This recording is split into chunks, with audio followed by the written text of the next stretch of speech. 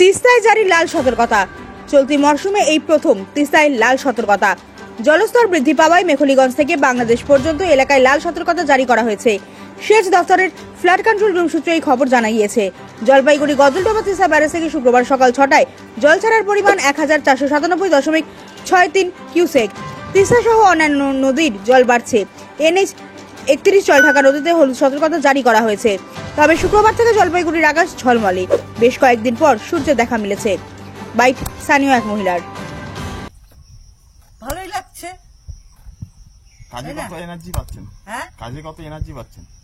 কাজে এখন কাপড় চুপড় শুকাইতে পারলেই বাস আনন্দ। বুঝছো তো? টমেটো দাও। দাও, মানে রোদ উঠলেই মনের এতদিন বৃষ্টি ছিল তো খারাপ লাগতো, মানে সমস্ত গন্ধ হয়ে গেছে ঘরে। এখন বৃষ্টি রোদ উঠলো, একটু সব শুকাবে, একদম মানে ফ্রেশ লাগতেছে, তাই না? কাজে এনার্জি পাচ্ছেন। বললাম দাদা আমার ছবিটা আসেনি তো, আসলেই ডিলিট করে দাও। কেন কি হয়েছে? না না